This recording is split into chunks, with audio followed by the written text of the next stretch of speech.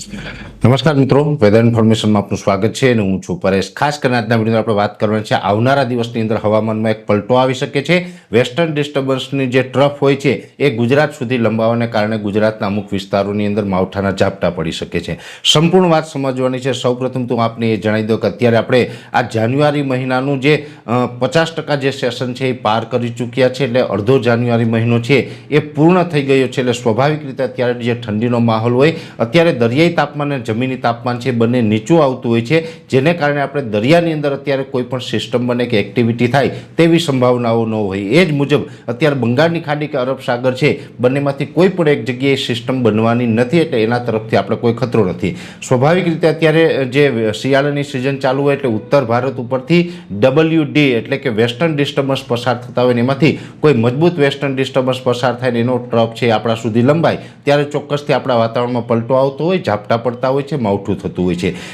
થોડા દિવસ પહેલાં એટલે કે 31 ડિસેમ્બર અને 1 જાન્યુઆરીએ પણ આ જ મુજબનો માહોલ આપણે જોવા મળ્યો હતો, ત્યારે એક મજબૂત વેસ્ટર્ન ડિસ્ટર્બન્સ પસાર થયું હતું। એવી જ રીતે હવે નજીકના સમયમાં ફરીથી એક મજબૂત વેસ્ટર્ન ડિસ્ટર્બન્સ પસાર થાય તેવી શક્યતાઓ લાગી રહી છે। હવામાનની દ્રષ્ટિએ આપણે 3 અઠવાડિયાના ભાગ પાડતા હોય છે। આમ જોવા જઈએ તો 8 દિવસનું અઠવાડિયું હોય, પણ આપણે જે 3 અઠવાડિયા એટલા માટે કહેતા હોય જેમાં 1 તારીખથી લઈને 10 તારીખ, 11 તારીખથી લઈને 20 તારીખ, 21 તારીખથી લઈને 30 અથવા તો 31નો જે મહિનો હોય એ રીતે આપણે 3 ભાગ પાડતા હોય છે 10-10 દિવસના। એમ જોવા જઈએ તો અત્યારે આપણે આ બીજું અઠવાડિયું ગણી શકાય। જાન્યુઆરીના બીજા અઠવાડિયામાં આપણે કોઈ માવઠાનો ખતરો નથી, પણ જે ત્રીજું અઠવાડિયું એટલે કે 21 જાન્યુઆરીથી લઈને 31 જાન્યુઆરીનું જે સેશન હશે એની અંદર હવામાનમાં પલટો આવવાનો છે। એમાં ખાસ કરીને 20, 21, 22 તારીખ આસપાસ જે ઉત્તર ભારતના પહાડી પ્રદેશો છે તેના ઉપરથી એક મજબૂત વેસ્ટર્ન ડિસ્ટર્બન્સ પસાર થાય તેવી શક્યતાઓ છે। એનો ટ્રફ છે એ પાકિસ્તાનના બલુચિસ્તાન અને સિંધ પ્રાંત ઉપર થઈ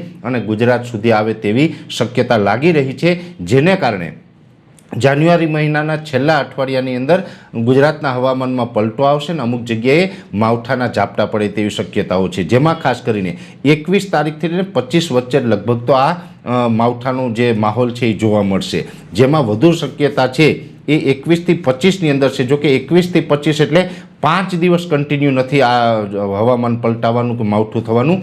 કોઈ પણ 21થી 25ની અંદર કોઈ પણ 2 દિવસ એવા હશે કે જેની અંદર માવઠાનો માહોલ બની શકે છે, જેમાં હવે કયા દિવસે બનશે આવનારા સમયમાં ખબર પડશે। અત્યારે એવું લાગી રહ્યું છે સતત બધામાં નથી પડવાનું, પણ 21થી 25 વચ્ચે શક્યતા છે ને 21થી 25 જાન્યુઆરી દરમિયાન જે માવઠાના ઝાપટા પડે એમાં 21થી 25 એટલે એવું નથી કે 5 દિવસ સુધી કન્ટિન્યુ આ ઝાપટા પડે।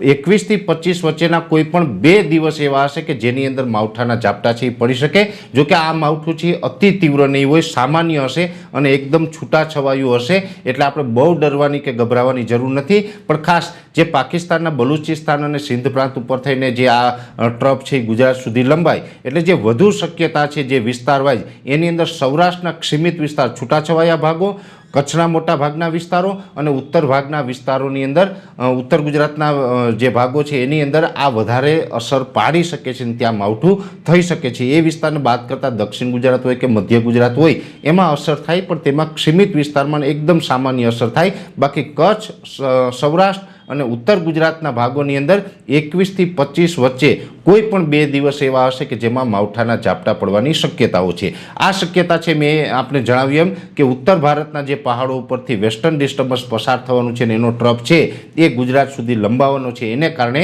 આ માવઠું થઈ શકે છે। ગત સમયે એટલે કે 31 ડિસેમ્બર અને 1 જાન્યુઆરીના રોજ જે પ્રકારે જે માવઠું થયું હતું એ જ પેટર્નથી આ માવઠું થવાનું છે, એ જ રીતે વેસ્ટર્ન ડિસ્ટર્બન્સ પસાર થવાનું છે ને એનો ટ્રફ ગુજરાત સુધી લંબાવવાનો છે। એટલે આપણે 21થી 25 જાન્યુઆરી 2026 વચ્ચે ક્ષીમિત વિસ્તારોમાં આ માવઠાની સંભાવનાઓ છે। અત્યારે આપણે આશા રાખીએ કે આવનારા સમયની અંદર આ વેસ્ટર્ન ડિસ્ટર્બન્સની જો દિશા બદલે અને ગુજરાત આમાંથી બચી જાય તો ખૂબ સારી તો ભગવાનની કૃપા બનશે। પણ જો એવું નહીં થાય અને જો આ ટ્રફ આપણી ઉપરથી જ પસાર થશે તો વધુ એક માવઠાનો માર આપણે સહન કરવો પડશે। હવે આ જે વેસ્ટર્ન ડિસ્ટર્બન્સ પસાર થવાનું છે એના ઉપર અમે સતત નજર રાખવાના છે અને શું આપણે અસર પડશે એની પડેપડની માહિતી છે એ આવનારા દિવસમાં પણ આપના સુધી પહોંચાડવાનો પ્રયાસ કરશું। અત્યારે આ વિડીયોની અંદર એટલું જ। અંતમાં દરેક મિત્રોને વિનંતી રહેશે કે આ વિડીયોને લાઈક આપીને દરેક ગ્રુપમાં શેર કરી દેવો। જો તમે અમને યુટ્યુબ ઉપર જોઈ રહ્યા હોય તો ચેનલને સબસ્ક્રાઈબ કરજો અને ફેસબુક ઉપર જોઈ રહ્યા હોય તો પેજને ફોલો કરજો। નમસ્કાર।